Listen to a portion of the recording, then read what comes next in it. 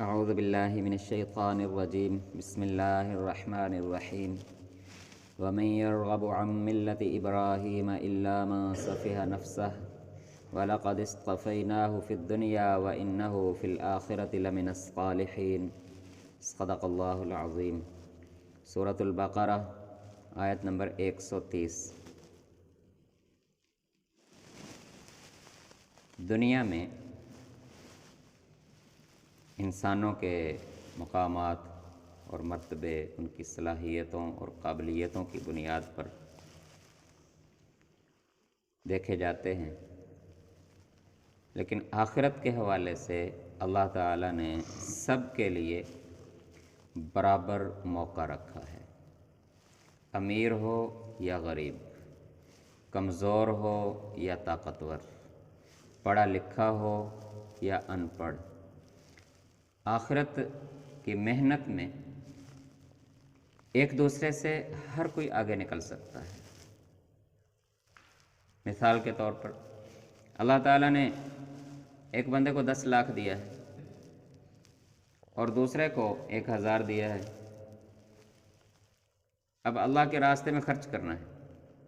1000 والا 500 نکال کے خرچ کر دے نا، 1000 والا 1000 میں سے 500 نکال کے اللہ کی رضا کے لیے خرچ کر دے، تو 10 لاکھ والا جب تک 5 لاکھ خرچ نہیں کرے گا اس وقت تک 500 کے برابر نہیں ہو سکتا، 500 والے کے برابر اجر اسے نہیں مل سکتا۔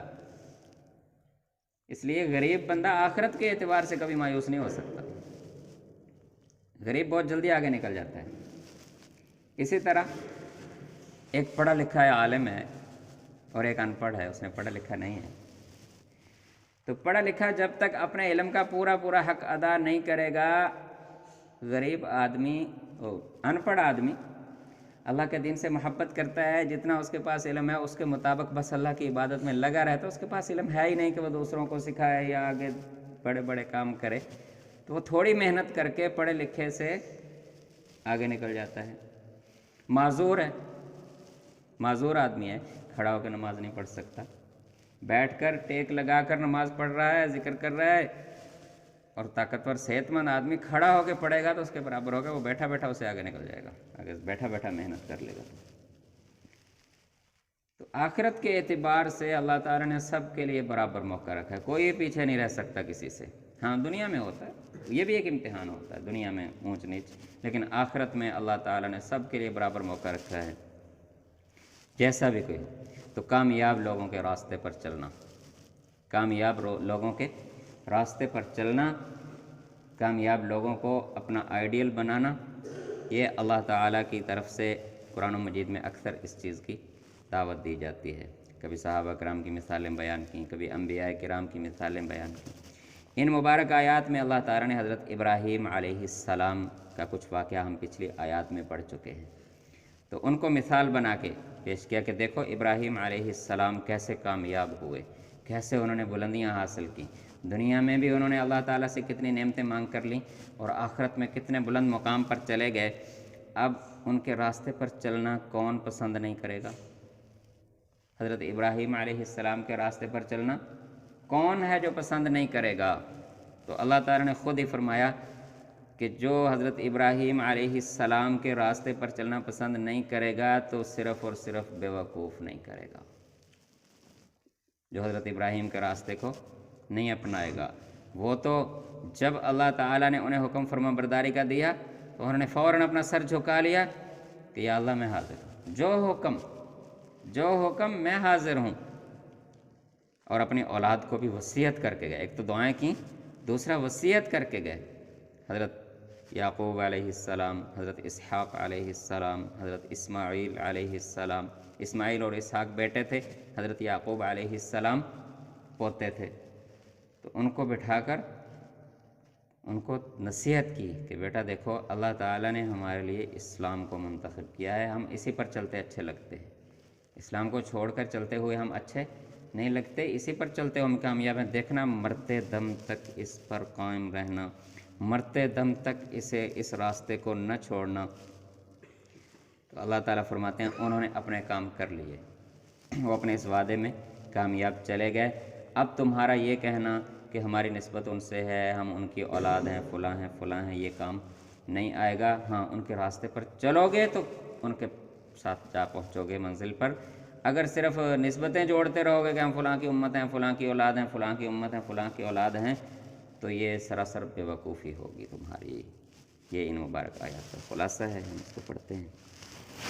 وَمَن يَرْغَبُ عَن مِّلَّةِ إِبْرَاهِيمَ إِلَّا مَن سَفِهَ نَفْسَهُ، حضرت ابراہیم علیہ السلام کے راستے سے کون پھرے گا؟ کون اس راستے پر چلنا نہیں چاہے گا؟ إِلَّا مَن سَفِهَ نَفْسَهُ، صرف اور صرف وہ جس نے اپنے آپ کو خود ہی بے وقوف بنا لیا۔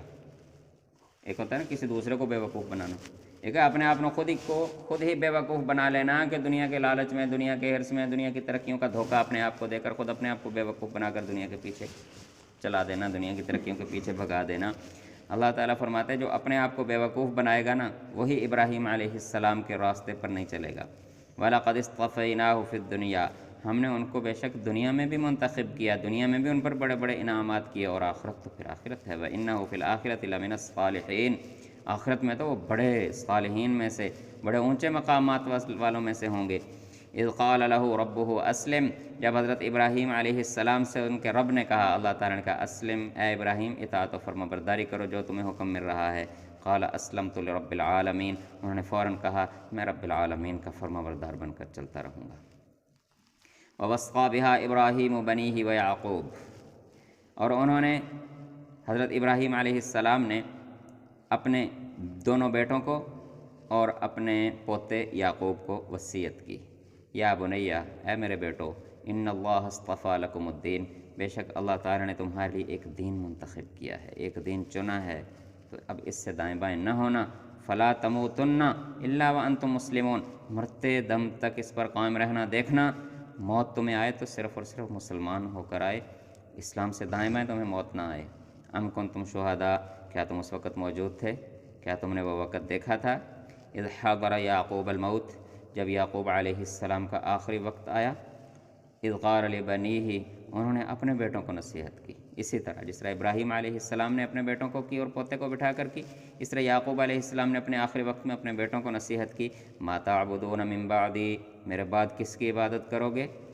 قالوا، بیٹوں نے جواب دیا، حضرت یوسف علیہ السلام اور باقی جتنے بھی اس وقت موجود تھے ان کی آل اولاد حضرت یعقوب کی، قالوا نعبد الہک و الہ آبائک ابراہیم و اسماعیل و اسحاق، کہنے لگے کہ اے ابا جان، ہم آپ کے معبود کی عبادت کریں گے، جس کی عبادت آپ نے کی ہم بھی اسی کی کریں گے، و الہ آبائک، جس کی عبادت آپ کے آبا و اجداد نے کی انہیں کی عبادت کریں گے، ابراہیم و اسماعیل و اسحاق، حضرت ابراہیم، حضرت اسماعیل، حضرت اسحاق، انہوں نے جس کی عبادت کی ہم اس سے دائیں بائیں کیوں ہوں گے؟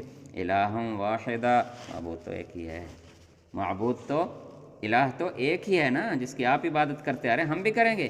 وَنَحْنُ لَهُ مُسْلِمُونَ، اور ہم اسی کے فرما بردار رہیں گے، ہم اس کی فرما برداری سے دائیں بائیں نہیں ہوں گے۔ اللہ فرماتے ہیں تِلْکَ أُمَّةٌ، وہ ایک امت تھی، قد خلت، جو گزر چکی، جو اپنا کام کر چکی، جو کامیاب ہو گئی، لہا ما کسبت، انہوں نے جو کچھ کمایا وہ لے لیا، وہ پا لیا انہوں نے، اور وَلَكُمْ مَا كَسَبْتُمْ، اب تم صرف نسبتیں اور نام چلانا چاہتے ہو، نہیں چلیں گے۔ وَلَكُمْ مَا كَسَبْتُمْ، جو کماؤ گے وہی ملے گا، انہوں نے جو کمایا ان کو مل گیا۔ وَلَكُمْ مَا كَسَبْتُمْ، اور جو تم کماؤ گے وہ تمہیں ملے گا۔ وَلَا تُسْأَلُونَ عَمَّا كُنْتُمْ تَعْمَلُونَ، جو تم نے کیا وہ تمہیں مل گیا، اور جو انہوں نے کیا، وَلَا تُسْأَلُونَ عَمَّا كَانُوا يَعْمَلُونَ، جو انہوں نے کیا اس کا سوال آپ سے نہیں ہوگا، نہ آپ اس کا اجر اور بدلہ تمہیں ملے گا۔ انہوں نے اپنا پا لیا، تم سے تمہارا پوچھا جائے گا، انہوں نے اپنا حساب اللہ کے سامنے جا کر پیش کر دیا، ان کے اعمال کا تمہارے ذمہ کچھ نہیں ہے، نہ اجر، نہ کوئی بوجھ، نہ کوئی پوچھ گچھ۔ تو دعا ہے کہ اللہ تعالی ہمیں یہی کامیاب لوگوں کا راستہ اپنانے کی توفیق عطا فرمائے۔ اللہ تعالی یہ جو اپنے آپ کو بے وقوف بنانا، نبی اکرم صلی اللہ علیہ وسلم نے اپنے الفاظ میں اس کی وضاحت کی۔ نبی اکرم صلی اللہ علیہ وسلم فرماتے ہیں الکیس من دان نفسہ وعمل لما بعد الموت، عقل مند وہ ہے جس نے اپنے آپ کو پہچان لیا اور مرنے کے بعد کی تیاری شروع کر دی، موت کے بعد والی زندگی کی تیاری شروع کر دی۔ والعاجز، اور احمق اور بے وقوف وہ ہے من اتبع نفسہ ہواہا، جو اپنے آپ کو اپنی خواہشات کا تابع کر لیتا ہے، اپنی خواہشات کے پیچھے دن رات اپنی خواہشات کی نوکری کرتا ہے بس، اور اللہ سے بڑی بڑی امیدیں رکھتا ہے، وَتَمَنَّا عَلَى اللَّهِ، اور کہتا ہے اللہ بڑا غفور رحیم ہے، آپ پہ بخش دے گا۔ تو یہ بہت بڑی بے وقوفی ہے، اعمال کیے بغیر امید لگا لینا کہ مل جائے گا۔ اللہ تعالیٰ فرماتے ہیں نہیں ملے گا، عمل سے ملے گا۔ اللہ تعالیٰ ایمان و عمل کی زندگی نصیب فرمائے۔